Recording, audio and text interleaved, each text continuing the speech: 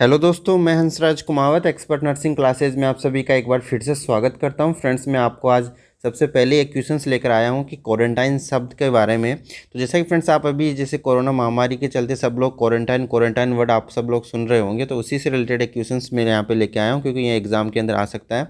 जो क्वेश्चंस है अपना ये क्वेश्चंस है कि quarantine was first applied for, यानी जो क्वारंटाइन जो सबसे पहले किसके लिए अप्लाई हुआ था, किसके लिए यूज हुआ था। तो यहाँ पे ऑप्शन दिए गए हैं।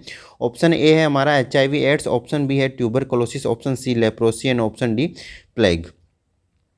तो इस क्वेश्चन का जो क्या है करेक्ट आंसर आप बताइए कमेंट बॉक्स में कमेंट करके। तब तक मैं आपको बता देना चाहता हूं फ्रेंड्स, यदि आप हमारे चैनल पर नए हैं और आपने अभी तक भी यदि चैनल को सब्सक्राइब नहीं किया है तो चैनल को सब्सक्राइब जरूर कर ले, बेल आइकन को जरूर प्रेस कर ले। फ्रेंड्स, आपको चैनल को सब्सक्राइब और बेल आइकन को प्रेस इसलिए करना है ताकि हमारे चैनल पर आने वाली प्रत्येक नर्सिंग वैकेंसी की इन्फॉर्मेशन मिल सके। इसके साथ ही हम लोग आपको जो CHO की तैयारी करते हैं उन सभी वीडियोज़ की नोटिफिकेशन पाने के लिए आपको चैनल को सब्सक्राइब करना होगा और बेल आइकन को ऑल पर प्रेस करना होगा ताकि आपको वीडियोज़ की नोटिफिकेशन मिल सके। तो फ्रेंड्स, ये क्वेश्चन है बहुत ही इंपॉर्टेंट क्वेश्चन है। आज मैं आपके CHN के क्वेश्चंस लेकर आया हूं जो concept of health and disease से रिलेटेड आज क्वेश्चंस अपन बात करने वाले हैं। तो ये जो क्वेश्चन है इसका आंसर बताएं आप। तो इसका जो करेक्ट आंसर है फ्रेंड्स वो है ऑप्शन डी प्लेग, यानी सबसे पहले जो क्वारंटाइन जो सब यूज हुआ था वो किसके लिए यूज हुआ था, प्लेग के लिए यूज हुआ था। तो चलिए बात करते हैं concept of health and disease से रिलेटेड। मैं आपके लिए जो क्वेश्चंस लेकर आया हूँ उसमें से फर्स्ट जो क्वेश्चंस है अपना वो ये है कि definition of health given by WHO include which of the following dimension except. तो यहाँ पे आपको आंसर देना है कि इनमें से कौन सा डायमेंशन नहीं है हेल्थ का। ठीक है, जो डेफिनेशन दी गई है WHO की उसके अनुसार। तो यहाँ पे आप सब लोग सोच रहे होंगे कि इसमें तो ऑप्शन 5 ऑप्शन है, तो इसके अंदर तो सब लोग जानते हैं कि सोशल, फिजिकल और मेंटल तीनों होते हैं, लेकिन ये दो नहीं होते। लेकिन यहाँ पे एक्सेप्ट पूछा तो एक ही ऑप्शन पूछा है आपसे, मल्टीपल चॉइस टाइप का नहीं पूछा। तो इस कंडीशन में आपका जो आंसर है वो क्या होगा। तो यहाँ पे फ्रेंड्स मैं आपको बता देना चाहता हूँ कि इसकी जो डेफिनेशन है उसके अंदर कुछ चेंजेस के बारे में भी अपन बात करेंगे। पहले अपन बात कर लेते हैं इसका जो करेक्ट आंसर है वो ये है फ्रेंड्स की जो डायमेंशन ऑफ हेल्थ के अंदर जो कौन सा इंक्लूड नहीं है, तो वो जो अपना जो ऑप्शन डी है इमोशनल वाला जो है वो डायमेंशन ऑफ हेल्थ के अंदर इंक्लूडेड नहीं है। WHO include the which of the following dimension except पूछा, एक्सेप्ट यानी कौन सा नहीं है। तो यहाँ पे करेक्ट आंसर जो जाएगा वो जाएगा इमोशनल जाएगा। तो इसकी कुछ डेफिनेशन अपन देख लेते हैं ताकि आपको और क्लियर आउट हो जाएगा। तो WHO ने 1948 के अंदर definition of health, health is a state of complete physical mental and social wellbeing. आप सबको फिजिकल मेंटल सोशल वेलबींग याद रहता है। And not merely and absence of disease और infirmity, recently amplified to include, जो रिसेंटली जो amplify किया गया है इसके अंदर, and an ability to lead a socially and economical. तो यहाँ पे क्या आ गया है फ्रेंड्स, इकोनॉमिकली आ गया है। और अपने ऑप्शन के अंदर जो दे रखा है 5वां नंबर का ऑप्शन वो क्या है, इकोनॉमिक भी दे रखा है। तो यहाँ पे आप देख सकते हैं, यहाँ पे आप जो पढ़ पा रहे होंगे आपको, N absence of disease or infirmity recently amplified to include and an ability to lead socially and economically productive life is an idealistic goal rather than a realistic propositions. ठीक है, तो यहाँ पे आपको समझ में आ गया होगा कि क्वेश्चन का क्या राइट आंसर होगा। It does not regard health as a dynamic concept but as state. तो अपन बात करते हैं सेकंड क्वेश्चन की। तो डायमेंशन वाला याद हो गया होगा आपको, क्या क्या याद रखना है। यदि बाई चांस आपके ऑप्शंस में यदि सोशल फिजिकल मेंटल है तो प्रायोरिटी इनकी ही जाएगी, सोशल मेंटल और सोशल फिजिकल मेंटल है। लेकिन कई बार होता है कि ऑप्शन यदि आपके चेंज कर दें और किसी दो ऑप्शन में ये दो हो और तीसरा ऑप्शन यदि इकोनॉमिक वाला हो और चौथा ऑप्शन कुछ और होगा, तो उस कंडीशन में आपको ध्यान रखना है कि इकोनॉमिक भी आता है। यदि ये तीनों ऑप्शन में है और चौथा कोई और ऑप्शन दे रखा है फिर आपसे एक्सेप्ट पूछा है तो फिर आपका जो भी चौथा वाला जो होगा वो आंसर इसका जाएगा। तो अपन बात कर लेते हैं सेकंड क्वेश्चन का। आशा करता हूँ आपको वीडियो अच्छे से समझ में आ रहा होगा। नेक्स्ट हम बात कर लेते हैं क्वेश्चन नंबर सेकंड की। तो क्वेश्चन नंबर सेकंड है वो आपका इस प्रकार से कि all of the following are include in the human development index except, यानी यहाँ पे क्वेश्चन से पूछा गया है कि फ्रेंड्स ह्यूमन डेवलपमेंट इंडेक्स के अंदर कौन सा इंक्लूड नहीं है। एक्सेप्ट का मतलब क्या है कि इनमें से कौन सा नहीं है। तो यहाँ पे ऑप्शन ए है life expectancy at birth, option B है अपना life expectancy at 1 year age, option C है अपना एजुकेशन और ऑप्शन डी है ग्रोस डोमेस्टिक प्रोडक्ट GDP। ठीक है, तो यहाँ पे करेक्ट आंसर जो है वो क्या रहेगा अपन बात कर लेते हैं। तो यहाँ पे जो करेक्ट आंसर रहेगा फिर रहेगा friends option B life expectancy at 1 year of age. Option B जो है करेक्ट आंसर है। यहाँ पे अपन देख लेते हैं इसका रेशनल। तो यहाँ पे आप देख सकते हैं फ्रेंड्स, तो life expectancy at 1 year age इसका करेक्ट आंसर हुआ।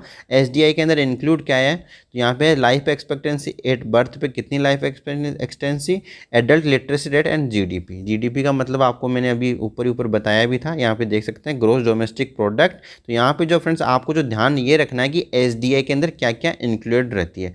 तो एसडीआई के अंदर आपके लाइफ एक्सपेक्टेंसी एट बर्थ ये भी इंक्लूडेड रहता है, एजुकेशन जो मैंने आपको बताया लिटरेसी रेट में, और जो ग्रोस डोमेस्टिक प्रोडक्ट यानी जीडीपी। तो कौन सा नहीं है यहाँ पे पूछा था, एक्सेप्ट पूछा था, तो यहाँ पे जो करेक्ट आंसर जाएगा वो ऑप्शन बी जाएगा। ठीक है, तो आपको ये ध्यान रखना है कि एसडीआई के अंदर कौन को क्या क्या इंक्लूडेड रहते हैं। तो life expectancy at birth, adult literacy rate and GDP. Okay, next हम बात करते हैं next question, question number 3, silent epidemic of a this century is, यानी silent epidemic of the century क्या है फ्रेंड्स। ये क्वेश्चंस बहुत ही लोगों को कंफ्यूज करता है, यहाँ पे जो है बहुत सारे स्टूडेंट गलत करके आते हैं। तो यहाँ पे जो ऑप्शन ए दे रखा है coronary artery disease, option B chronic liver disease, option C chronic obstructive lung disease and option D है एल्जाइमर डिजीज। तो यहाँ पे क्या होगा करेक्ट आंसर इसका, तो फ्रेंड्स इसका रेशनल अपन देख लेते हैं silent epidemic of the century के रिलेटेड। तो यहाँ पे आप देख सकते हैं कि जो आंसर डी है वो एल्जाइमर डिजीज करेक्ट आंसर इसका जाएगा। यहाँ पे आप देख सकते हैं silent epidemic of the century is the Alzheimer disease. यहाँ पे क्या दे रखा है, साइलेंट जो एपिडेमिक ऑफ द सेंचुरी वो क्या है, एल्जाइमर डिजीज, एंड जो मॉडर्न एपिडेमिक है वो क्या है, कोरोनरी आर्टरी डिजीज। यहाँ पे आप देख लीजिए फ्रेंड अच्छे से देखिए, मॉडर्न एपिडेमिक पूछा गया है तो कोरोनरी आर्टरी डिजीज, और साइलेंट एपिडेमिक पूछा गया है तो क्या पूछा आएगा, एल्जाइमर डिजीज। और एक चीज़ और बता देता हूँ यहाँ पे, most important discovery of 20th centuries ORS। तो फ्रेंड्स ये मैं आपको एक ही क्वेश्चन के अंदर 3 से 4 क्वेश्चन यहाँ पे याद करवा देता हूँ, ताकि आपको जो है एक ही क्वेश्चन के अंदर 3 से 4 क्वेश्चन याद रहेंगे तो आपको ईजी हो जाएगा क्वेश्चंस को सॉल्व करने में। तो यहाँ पे अपन बात करते हैं next question, question number 4, most universally accepted indicator of health status of whole population and their socio economic condition among the following is. तो यहाँ पे ऑप्शन ए दे रखा है MMR, ऑप्शन बी दे रखा है IMR एंड ऑप्शन सी दे रखा है यहाँ पे life expectancy and option D दे रखा है disease notification rates. What is the correct answer. तो फ्रेंड्स इस क्वेश्चन का आंसर ज़्यादातर स्टूडेंट्स करेक्ट ही करके आते हैं। यहाँ पे आपको यह ध्यान रखना है कि यहाँ पे क्वेश्चन घुमा फिरा के कुछ भी पूछा जा सकता है। तो यहाँ पे क्या क्या क्वेश्चन घुमा फिरा के पूछा जाए वो भी अपन बात करेंगे वेरिएशनल के अंदर। तो यहाँ पे देख लेते हैं, यहाँ पूछा क्या गया है, most universally accepted indicator of health, यानी क्या लिखा है, यूनिवर्सली एक्सेप्टेड कौन सा मोस्ट इंडिकेटर है हेल्थ का, health status of whole population and their socio economic condition among the following. तो क्या है इसका correct answer, IMR, option B is the correct answer. IMR यानी इन्फेंट मोर्टेलिटी रेट। तो कुछ रेशनल्स अपन यहाँ पे लिया है, तो यहाँ पे आप देख सकते हैं infant mortality rate is one of the most universally accepted indicator of health status not only of infant but also of the whole population. यहाँ पे क्या देखा कि इन्फेंट में ही नहीं पूरी होल पॉपुलेशन के अंदर आता है, and the socio economic condition under which they live. IMR is a sensitive indicator of availability. यहाँ पे क्वेश्चन जो बन सकता है फ्रेंड्स वो आपको ये सब क्वेश्चन में पूछा जा सकता है कि जो है कि available indicator, sensitive indicator of availability, utilisation, effectiveness of health care. तो ये इस प्रकार से क्वेश्चंस भी आपका बन सकता है। तो उस कंडीशन में आपका क्या आएगा, IMR यानी इन्फेंट मोर्टेलिटी रेट आंसर जाएगा। ठीक है, यहाँ पे दे रखे इन्फेंट मोर्टेलिटी रेट क्या है, is a rate is the second best indicator of socio economic development. यहाँ पे ये चीज़ भी आपको याद करनी है, is the second best indicator of socio economic development of a country, ultimate solution of lowering IMR lies in.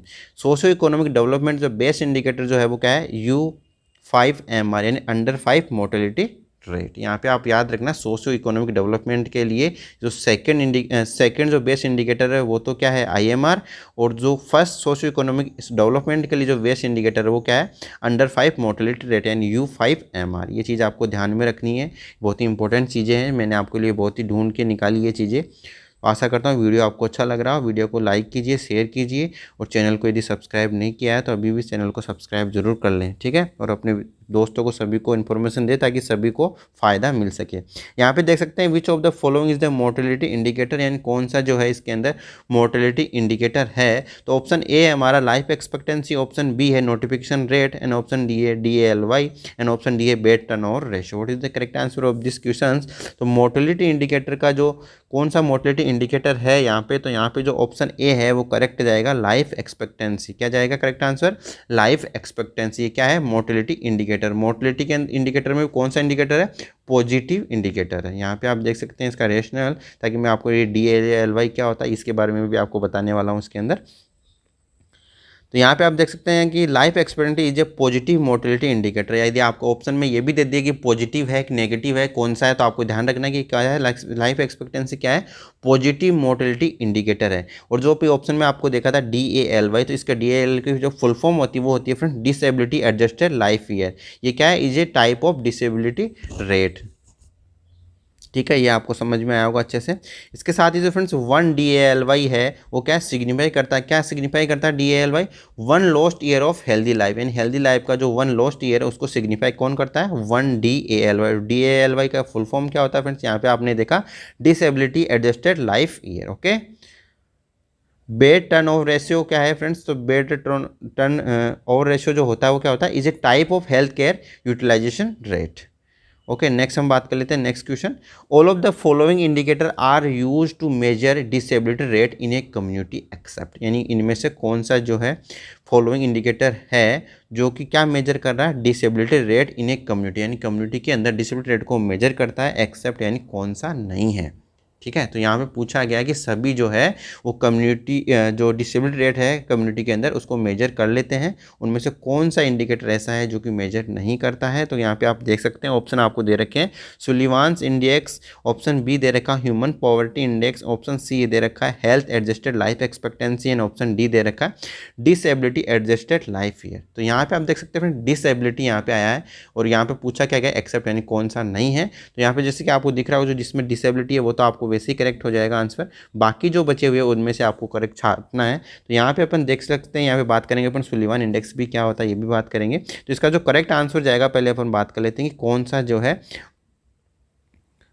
Disability rates को major नहीं करता है। तो जो ह्यूमन पॉवर्टी इंडेक्स है वो डिसेबिलिटी रेट को मॉनिटर नहीं करता है, मेजर नहीं करता है। बाकी जो सुलिवान इंडेक्स है, health adjusted life expectancy and disability adjusted life year, जो अपने DALY भी बात की थी, DALY disability adjust life year, ये सभी ये जो तीन है वो क्या करते हैं डिसेबिलिटी रेट को क्या करते हैं, मेजर करते हैं, किसके अंदर, कम्युनिटी के अंदर। बाकी जो है अपनी ह्यूमन जो पॉवर्टी इंडेक्स है वो मेजर नहीं करता है, इसलिए इसका जो करेक्ट आंसर है वो क्या है, ह्यूमन पॉवर्टी इंडेक्स। बाकी जो तीनों ऑप्शन जो आपको दे रखे हैं, Sullivan index, health adjusted life expectancy, disability adjusted rate, ये क्या तीनों क्या कर रहे हैं, ये एक मेजर करते हैं। लेकिन क्वेश्चन में क्या पूछा गया, एक्सेप्ट पूछा गया है, इसलिए इस क्वेश्चन का आंसर क्या हुआ, option be human poverty index. यहाँ पे अपन देख सकते हैं कि सुलिवान इंडेक्स होता क्या है। तो यहाँ पे आप देख सकते हैं simplest index of the health which incorporate morbidity as well as mortality is Sullivan index of disability free life expectancy. तो यहाँ पे आप देख सकते हैं फ्रेंड्स, कई बार आपके क्वेश्चंस के अंदर आ सकता है कि सुलिवान इंडेक्स क्या होता है या फिर क्या इंडिकेट करता है। तो यहाँ पे इस चीज़ को आपको देख लेना है कि डिसेबिलिटी फ्री लाइफ एक्सपेक्टेंसी, इसके अंदर disability free life expectancy include रहती है। ठीक है, आपको ये चीज़ ध्यान रखना है, क्वेश्चंस घुमा फिरा के आपको पूछा जा सकता है। तो आपको यहाँ ये चीज़ ज़रूर देखनी है, फ्री डिसेबिलिटी ज़रूर ध्यान में रखनी है सुलिवान इंडेक्स से रिलेटेड यदि कोई भी क्वेश्चंस आता है तो, यानी लाइफ से रिलेटेड जो डिसेबिलिटी फ्री जो लाइफ है उससे रिलेटेड क्या होता है, आपका सुलिवान इंडेक्स होता है। तो ये चीज़ आपको ध्यान रखनी है, घुमा फिरा के सुलिवान इंडेक्स के बारे में कुछ भी आपसे पूछा जा सकता है। आपको जो नोट करना है वो डिसेबिलिटी फ्री लाइफ एक्सपेक्टेंसी ध्यान रखना है, इसके अंदर कोई सा भी 2 वर्ड आपको मिल जाए तो आपका वो आंसर चला जाएगा। ओके, नेक्स्ट हम बात करते हैं question number 7, health indicator are used for, यानी हेल्थ जो इंडिकेटर है वो किसके लिए यूज होता है। तो ऑप्शन ए हमारा health status of community, option B है requirement of health needs, option C है assess rate of infection, and option D to meet basic needs. What is the correct answer. तो यहाँ question जो पूछा गया है वो पूछा कि health indicator are use, and health indicator किसके लिए यूज किया जाता है। तो यहाँ पे जिसका जो करेक्ट आंसर जाएगा वो जाएगा option A health status of community. Option A is the correct answer, यानी जो हेल्थ इंडिकेटर है वो किसके लिए यूज किया जाता है, हेल्थ स्टेटस ऑफ कम्युनिटी का हेल्थ स्टेटस क्या है उसको चेक करने के लिए। नेक्स्ट हम बात करते हैं next question, question number 8, which one of the following does not represent the submerge portion of the iceberg. तो फ्रेंड्स आपने देखा होगा आइसबर्ग वाला जो आपने डायग्राम देखा होगा जिसके अंदर एक आइस होती है, फ्लोटिंग आइस होती है, आइस जो आइसबर्ग ने जो दिया था इसका, तो इसके बारे में अपन बात करेंगे। तो यहाँ पे जो बात कर रहे हैं इसको अपन डिटेल से बात करेंगे रेशनल के साथ। यहाँ पे आप देख सकते हैं क्वेश्चन में जो पूछा गया कि डज नॉट यानी कौन सा रिप्रेजेंट नहीं करता है, क्या रिप्रेजेंट नहीं करता है, submerge portion of the iceberg, यानी आइसबर्ग का जो सबमर्ज यानी जो डूबा हुआ जो पोर्शन है उनमें से कौन सा जो उसको रिप्रेजेंट नहीं कर रहा। तो यहाँ ऑप्शन दिए गए हैं, diagnosed case under treatment, option B दे रखा है अनडायग्नोस केसेज, ऑप्शन सी दे रखा है pre symptomatic cases, and option D दे रखा है कैरियर सब क्लिनिकल केसेज। तो फ्रेंड्स पहले इसका आंसर देने से पहले आपको आइसबर्ग के बारे में मैं आपको बता देना चाहता हूँ तो सबसे पहले तो अपन एक इमेज शो देखते हैं। इस इमेज को आप अच्छे से देखिए। यहाँ पे आपने जो देख रहे होंगे कि ये आपका जो आइसबर्ग दे रखा है, सॉरी आइस दे रखा है आपका। यहाँ पे देख रहे मैंने जो लिखा है आइसबर्ग ऑफ डिजीज, तो यहाँ पे देखते हैं what is the physician seen, यानी फिजिशियन जो क्या सिम्टोमेटिक डिजीज, यानी जो फ्लोटिंग वाला जो पोर्शन है वो ये शो कर रहा है कि सिम्टोमेटिक डिजीज, और जो फिजिशियन क्या सीन कर सकता है वो वाली चीज़ें। यहाँ पे आप देख सकते हैं कि जो आइस के जो चारों ओर जो होते हैं वो हेल्दी पॉपुलेशन है। इस इमेज को आप अच्छे से देखिए, फिर मैं और आपको समझाता हूँ।